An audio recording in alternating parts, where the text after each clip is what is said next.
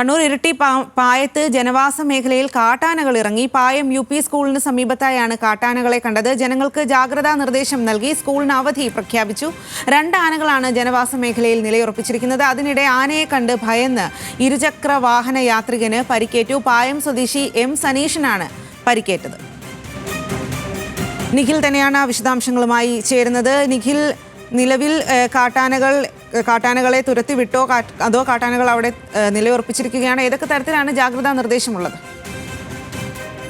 നിലവിൽ ഈ കാട്ടാനകളെ അവിടെ നിന്ന് തുരത്താൻ സാധിച്ചിട്ടില്ല. കാരണം 2 കാട്ടാനകളാണ് ഈ പായത്തെ ജനവാസ മേഖലയിൽ നിലയുറപ്പിച്ചിരിക്കുന്നത്. RRT സംഘം സ്ഥലത്തുണ്ടെങ്കിൽ പോലും ഈ 2 ആനകളെയും ഒരുമിച്ച് കൊണ്ടുവന്നതിന് ശേഷം മാത്രമേ ജനവാസ മേഖലയിൽ നിന്ന് കാട് കയറ്റി വിടാൻ സാധിക്കൂ എന്നതാണ് നിലവിലെ ഒരു സാഹചര്യം. അതുകൊണ്ട് തന്നെ അതിനുള്ള ശ്രമങ്ങളാണ് ഇപ്പോൾ നടത്തുന്നത്. അതേസമയം തന്നെ ഈ പല വഴിയിൽ ആന ഇത്തരത്തിൽ ചെറിയ ചെറിയ അപകടങ്ങൾ ഉണ്ടാക്കുന്നുണ്ട്, അല്ലെങ്കിൽ ഒരു ഭീഷണി ആവുന്നുണ്ട് എന്നത് ആ പ്രദേശത്ത് വലിയ ആശങ്കയാണ് ഉണ്ടാക്കിയിരിക്കുന്നത്. ഏകദേശം ഒരു മണിക്കൂർ മുൻപാണ് ആനയെ കണ്ട് ഇരുചക്ര വാഹനത്തിൽ സഞ്ചരിക്കുകയായിരുന്നയാൾ ആ ബൈക്ക് ഉപേക്ഷിച്ച് ഓടുന്ന സാഹചര്യം ഉണ്ടായത്. ഇങ്ങനെ ഓടുന്നതിനിടയിൽ വീണ് ഇദ്ദേഹത്തിന് പരിക്ക് പറ്റിയിട്ടുണ്ട്. ജബ്ബാർകടവ് പാലം ടെസ്റ്റ് ഗ്രൗണ്ടിന് സമീപത്തായിരുന്നു അപകടം നടന്നത്. പായം സ്വദേശി M സനീഷിന്റെ കാലിനാണ് പരിക്കേറ്റത്. ഈ പ്രദേശത്ത് ഇറങ്ങിയ കാട്ടാനകൾ വ്യാപകമായ രീതിയിൽ കൃഷി നശിപ്പിക്കുന്ന ഒരു സാഹചര്യവും അവിടെ ഉണ്ടായിട്ടുണ്ട്. വാഴത്തോട്ടങ്ങൾ ഉൾപ്പെടെ നശിപ്പിച്ചിട്ടുണ്ട് എന്നുള്ളതാണ്. ഏതായാലും ആനയെ തുരത്താനുള്ള ശ്രമങ്ങൾ അവിടെ തുടരുന്നുണ്ട്. പായം UP സ്കൂളിന്റെ പിൻവശത്താണ് ആന രാവിലെ നിലയുറപ്പിച്ചിരുന്നത്. അതുകൊണ്ട് തന്നെ സ്കൂളിന് അവധി പ്രഖ്യാപിച്ചിട്ടുണ്ടായിരുന്നു.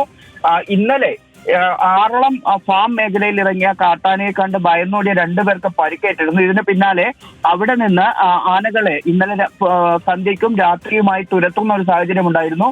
അവിടെ നിന്ന് തുരത്തിയ ആനകളാണ് പായം മേഖലയിലേക്ക് എത്തിയത് എന്നൊരു സംശയമാണ് ഉള്ളത്. 2 കൊമ്പനാനകളാണ് ഈ ജനവാസ മേഖലയിൽ ഉള്ളത്. ഈ ആനയെ തുരത്തുന്നത് വളരെ ജാഗ്രതയോടുകൂടി തന്നെ കൈകാര്യം ചെയ്യേണ്ട വിഷയമായി മാറിയിട്ടുണ്ടെന്നാണ് നമുക്ക് മനസ്സിലാകുന്നത്. കാരണം അവിടെ ഈ ആന നിലയുറപ്പിച്ച മേഖലയോട് ചേർന്നൊരു പുഴയുണ്ട്. ആ പുഴയിൽ പക്ഷേ ജലനിരപ്പ് വളരെയധികം കൂടുതലായതിനാൽ ആ പുഴ കടത്തി കാട്ടിലേക്ക് ആനകളെ വിടാൻ സാധിക്കില്ല എന്നാണ് നമുക്ക് മനസ്സിലാക്കുന്നത്. അങ്ങനെയെങ്കിൽ എടൂർ ഭാഗത്തേക്കാണ് ഈ ആനകളെ തുരത്തേണ്ടത്. അതല്ലാതെ ഈ തുരത്താൻ ഉദ്ദേശിക്കുന്നതിന്റെ എതിർ ദിശയിലേക്ക് ആനകൾ ഓടുന്ന ഒരു സാഹചര്യം ഉണ്ടായാൽ കൂടുതൽ ജനങ്ങൾ അധിവസിക്കുന്ന ഇരിട്ടിയോട് ചേർന്ന മേഖലകളിലേക്ക് ഇവ എത്താനുള്ള ഒരു സാധ്യത കൂടി കാണുന്നുണ്ട്. അങ്ങനെയാണ് വലിയ ജാഗ്രതയോടുകൂടി തന്നെ RRT സംഘം അവിടെ പ്രവർത്തിക്കുന്നത്. കൂടുതൽ ഉദ്യോഗസ്ഥരും ഉൾപ്പെടെ RRT സംഘത്തിന്റെ ഉദ്യോഗസ്ഥർ ഉൾപ്പെടെ അങ്ങോട്ട് പുറപ്പെടുന്നുണ്ടെന്നാണ് നമുക്ക് മനസ്സിലാക്കുന്നത്. ഏതായാലും വലിയ ആശങ്കയിലും ജാഗ്രതയിലുമാണ് ഈ പ്രദേശം ഇപ്പോഴുള്ളത്. ശരി നിഖിൽ, കണ്ണൂർ പായത്താണ് കാട്ടാനകൾ ജനവാസ മേഖലയിൽ ഇറങ്ങി വലിയ തരത്തിൽ ഭീതി സൃഷ്ടിക്കുന്നത്. ആനകളെ തുരത്താനുള്ള ശ്രമം അവിടെ നടക്കുകയാണ്.